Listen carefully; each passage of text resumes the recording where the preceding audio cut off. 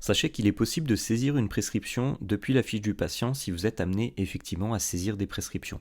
Pour ce faire, nous allons prendre le cas de Démo-Marie et nous allons voir qu'il est possible de saisir une prescription en appuyant sur le menu Prescription que vous avez tout en haut, puis le plus que vous avez en haut à droite.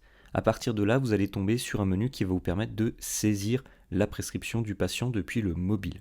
Attention, pour saisir une prescription, il faut que vous soyez familier à la nomenclature, puisqu'effectivement, il va vous demander de sélectionner les soins liés à la nomenclature par rapport à la prescription. Ayez fait une formation au préalable sur la nomenclature, ce sont des formations qu'il est possible de demander auprès de votre CPAM de référence.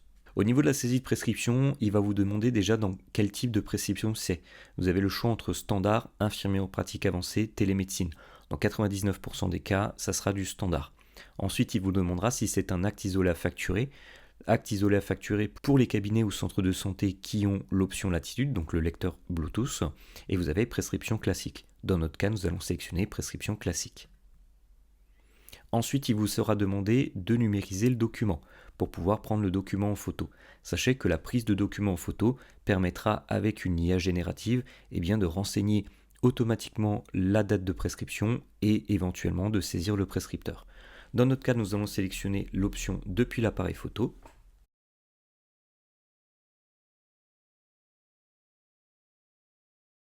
Nous allons appuyer sur le bouton OK pour valider le document. Ici, il a détecté la date de prescription et il l'a renseigné automatiquement. Sachez qu'il sera possible d'appuyer sur cette ligne pour corriger si ça n'était pas la bonne date. Nous allons valider. Il me suggère le prescripteur myrgolien, puisqu'il a détecté les informations du prescripteur. Pour créer le prescripteur et le valider, il suffit d'appuyer sur la ligne, de faire créer en haut à droite pour créer le nouveau prescripteur. Il va vous demander sur quelle tournée doivent être les soins.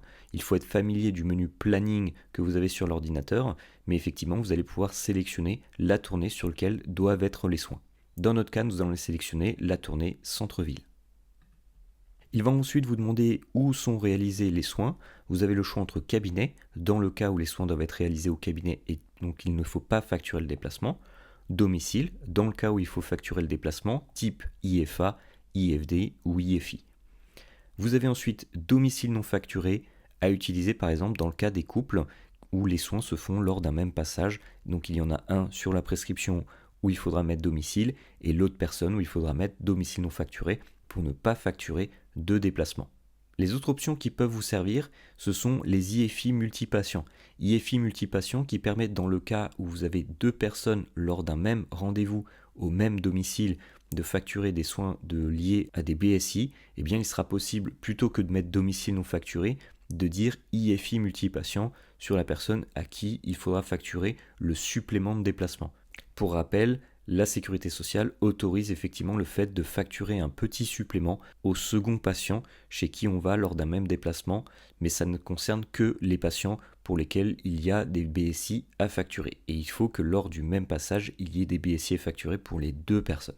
Dans notre cas, nous allons sélectionner domicile. Il va ensuite vous demander la durée de la prescription. Dans notre cas, nous allons indiquer 1 mois et nous allons valider. Il va ensuite vous demander de vérifier la période de validité de votre mois. Donc là, nous allons dire effectivement que les soins démarrent le 9 avril et donc se terminent le 8 mai. Ensuite, vous avez l'option pour indiquer si effectivement il y a des passages dimanche et jours fériés. Nous allons laisser cocher la case, puis nous allons valider. Il va ensuite vous demander la répétition des actes. Est-ce que les actes se réalisent tous les jours de la semaine ou tous les X jours ? Donc tous les 2, 3, 4, etc. jours. Vous avez tous les qui va vous permettre d'indiquer les jours en question à valider sur les jours de la semaine et aux dates suivantes qui vous permet effectivement de sélectionner les différentes dates si vous étiez sur une prescription qui n'a pas de rythme régulier. Dans notre cas, nous allons laisser tous les jours. Et ensuite, vous avez la possibilité de sélectionner votre soin à programmer. Donc ici, vous avez accès à la nomenclature. Évidemment, vous retrouvez la petite loupe en haut à droite qui va vous permettre de pouvoir rechercher un soin en tapant des mots-clés. Dans notre cas, nous allons chercher des pansements. Une fois que vous avez sélectionné votre soin, il vous propose de sélectionner l'heure. Attention, vérifiez bien les horaires proposés puisque là, il vous dit que le patient, on le voit déjà à 8h et à 17h30 sur la période qui est indiquée.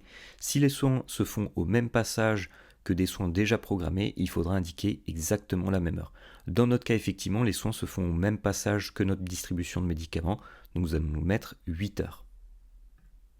Et nous allons faire OK. Si votre prescription comporte un autre soin, il suffit de faire ajouter un acte. Sinon, nous allons faire valider. Il vous récapitule les différentes informations de la prescription. Il sera possible effectivement d'ajuster si jamais vous étiez trompé sur des informations en appuyant sur la ligne directement. Il sera aussi possible de rajouter un autre traitement si maintenant vous aviez une prescription avec différents rythmes ou différentes durées de soins. Donc le bouton ajouter un traitement permet de saisir un autre soin qui n'a peut-être pas forcément la même durée ou le même rythme que le premier soin qu'on a saisi. Il sera possible aussi d'ajuster tout ce qui est maladie ou en tout cas risque. Par exemple, si vous avez besoin de mettre un accident de travail ou de la maternité, il sera possible de le modifier ici en appuyant sur la ligne prise en charge. Il sera aussi possible de modifier ou de rajouter l'ordonnance si vous ne l'aviez pas fait au tout début de la saisie de la prescription. Dans le cas où vous avez besoin de modifier le type de tiers payant, c'est-à-dire qui sera pris en charge à la facturation, ça sera aussi dans la partie prise en charge. Donc pensez à modifier cette ligne-là qui vous permet effectivement d'ajuster au niveau de la facturation les exonérations ainsi que les modes de règlement. Si au niveau des informations de la prescription tout est OK, eh bien il suffit d'appuyer sur le bouton Créer en haut à droite, ce qui va vous permettre effectivement de générer vos rendez-vous. Et donc là, l'application mobile va générer la prescription et créer les rendez-vous. Il ne vous reste plus qu'à appuyer sur le bouton OK. Et donc nous voyons notre saisie de prescription du 9 avril au 8 mai ici. Si vous souhaitez revenir sur votre prescription, il suffit d'appuyer sur la ligne et vous allez retomber sur toutes les informations de la prescription. Et s'il y a besoin de la modifier ou de la corriger, il suffira d'appuyer sur les lignes directement pour corriger ce qu'il y avait à corriger sur votre ordonnance.